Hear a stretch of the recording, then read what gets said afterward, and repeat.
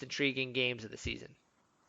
All right, so we gave you our best matchups. We gave you our underrated matchups. Now we are going to help you circle your calendars because we mentioned earlier in the show, and pretty much all summer, the amount of player movement in the league this summer was much higher than normal. You saw 8 All-Stars and almost a third of the All-NBA teams all changed squads this summer. So we're going to help you mark your calendars and circle some return dates. There are a couple we spoke of earlier in the show. November 27th, Kyrie Irving returns to Boston as a member of the Nets.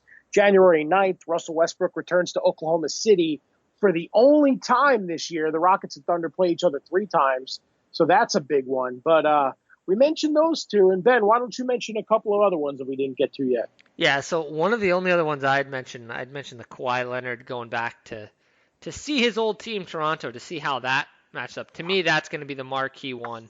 I can't wait to see how Toronto reacts to him. But the other 2 that we really have here that are going to be somewhat interesting, Paul George goes back to the Thunder on December 22nd.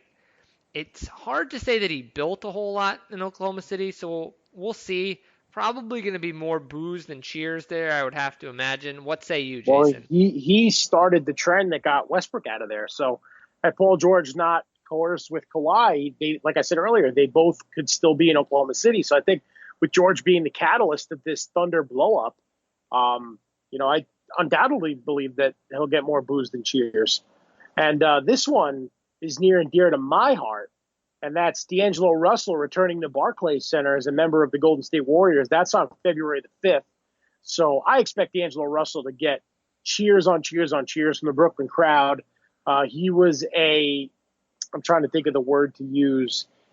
He was the sacrificial lamb in Brooklyn's coup. They get Durant, they get Kyrie, and they get DeAndre Jordan. There was no money for D'Angelo Russell, so someone had to go.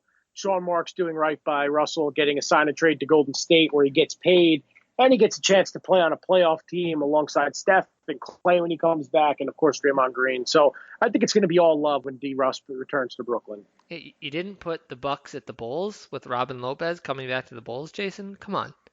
Well, But Robin Lopez's jersey will be retired at the United Center by midseason. That's no secret. undoubtedly, along with a mascot fight for sure. But the one that we contemplated adding, but we didn't end up putting it, is Durant coming back to the Warriors, and that's just because we really just don't know if he's actually gonna play. So we'll know as the season progresses. But Jason, you also had a few honorable mentions, and I actually thought a couple of these were going to be pretty interesting. Yeah, I mean, starting with Kristaps Porzingis returning to the Knicks, and I think next summer we'll be talking about this. If Durant sits out the whole year, the 2020-21 season is when Durant will return to Golden State. But Porzingis returns to New York for the only time this year as a member of the Mavericks on November 14th to play the Knicks. And I think Knicks fans will not be happy with Porzingis the way he kind of demanded a trade and got out of town in the blink of an eye. So that's something to keep an eye on. I don't know. Hope Dolan doesn't ban him from the Garden because he legally has to suit up and play for the Mavericks. So we have to make sure Dolan is nice and comfortable before Porzingis even lands in New York. Let's talk about this one for an extra minute. So I saw this and my mouth kind of watered because this is going to be really interesting. I mean, Knicks fans had such an interesting relationship with Porzingis. For Knicks fans, he was the golden cow, the person who was going to finally bring rings back to New York, Jason. He was the wonderkind here. Everyone was excited, and then suddenly the Knicks ship him out for, I think, what we would have to describe as some dubious reasons.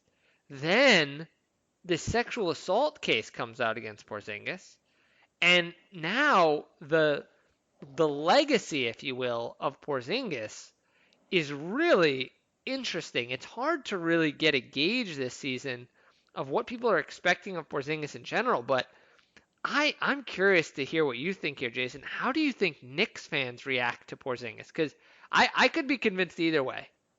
Oh, they're going to be all over him. This is like when Odell Beckham comes back to MetLife Stadium.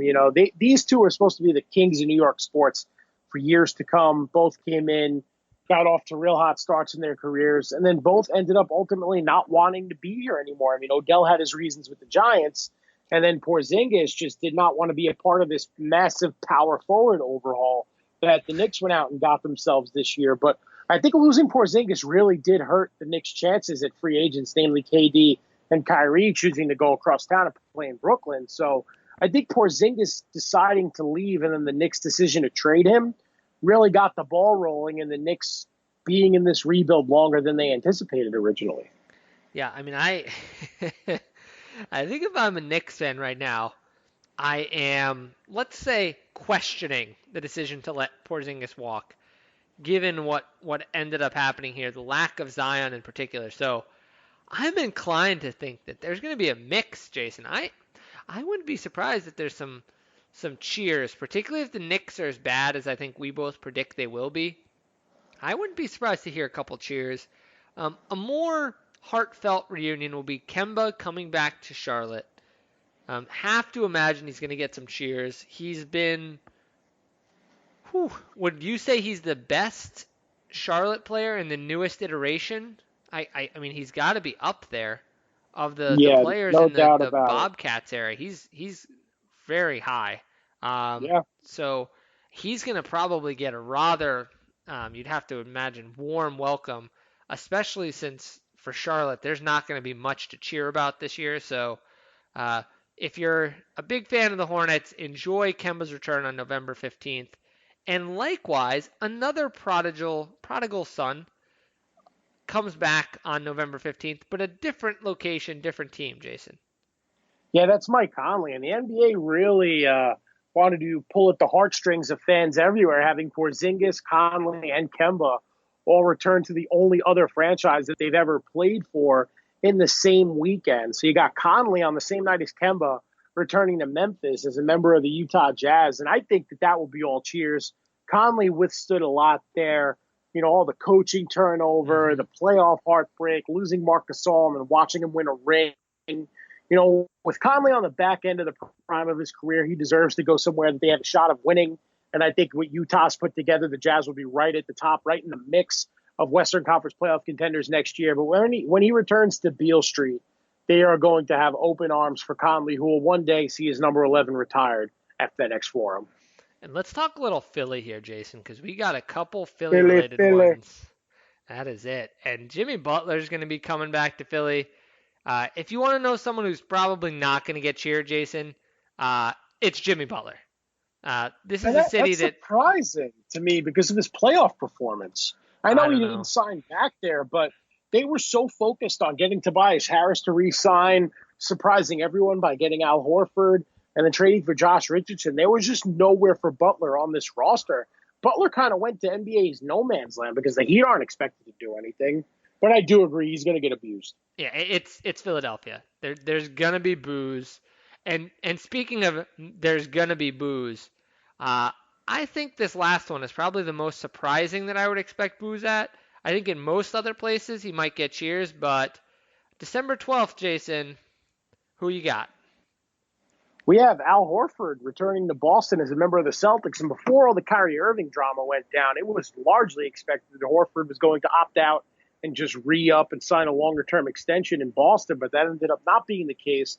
Horford, throughout all the Celtics turmoil, was the good soldier in the locker room. You even saw the Game of Zone spoof that Bleacher Report does. Do you watch those, Ben? I love it. I love Game of But they Zones. yeah, they did the one with Brad Stevens as like the maester or something, and Al Horford was like the good soldier who drank the potion and gave his soul up for the Celtics. I mean, that's the type of player he is, and that's why I think he'll do wonders for Joel Embiid's career in Philadelphia. But the return to Boston, I don't think it's going to be as brutal as what Kyrie Irving's in store for, but I still think there will be a hearty dose of a hearty dose of booze. I almost said Bulls because we're almost up to Ben's Bulls Bliss, but yeah, I I don't think it's going to be pretty. Yeah, if he had gone anywhere but Philly, there would have been a chance. But this is Ray Allen going to Miami.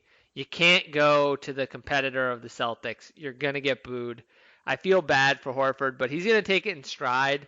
And you know what? There's not too many big men on that roster, Jason. So maybe Big Al will get a nice big double double, triple double against his old team and kind of get the last laugh. But before we get to our Nets and Bulls news for the week, We wanted to talk about our weekly segment, our best bets of the off season. We've gone over a few things. We went over Rookie of the Year, and you can listen to that from last week. And we also went over a few others, and we'll be going through additional bets as the season goes on.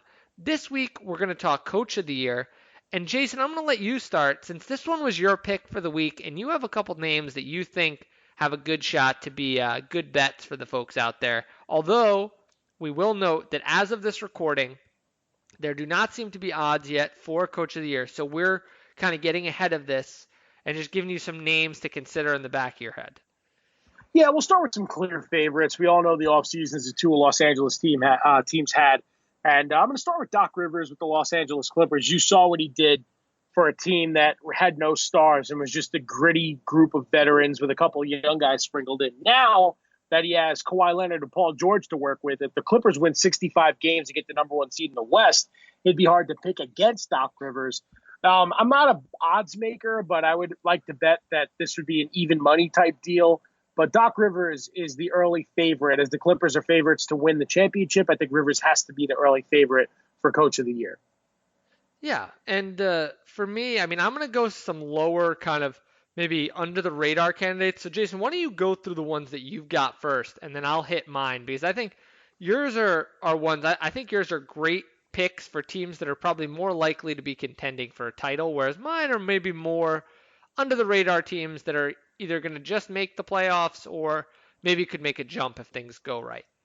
All right, fair enough, sir. Listen, you're the engineer, you're the producer, you're going to be my boss one day, so I'm going to listen to you.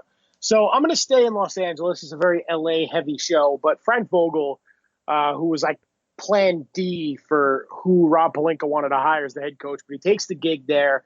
He's got plenty of relevant assistants on his staff, and Mike Brown, I believe, is there. And no, not Mike Brown. Jason Kidd is there. Who am I thinking of? Lionel Hollins. That's who it is. So they have a bevy of former head coaches on staff with Vogel. Vogel's got a lot of personalities to deal with in that locker room. I've been harshly critical of the Lakers roster, but if Vogel can put it together and the Lakers finish in the top 2-3 in the West, then he'll garner some votes for Coach of the Year. Next are two guys that have been there before. I think it's no secret the Bucks and Sixers are the top two teams in the East. So I have Brett Brown on this list, as well as Mike Budenholzer. If either of those teams finish lower than the 2 seed, something went catastrophically wrong for these teams. Then my fifth and final pick, and a bit of a wild card, is Terry Stotts in Portland. I think the Blazers had a very interesting offseason, as I said before. And this is Portland's year. They're coming off the Western Conference Finals appearance. So if they can improve on that and shock everybody, then you might see Stotts earning some votes for Coach of the Year.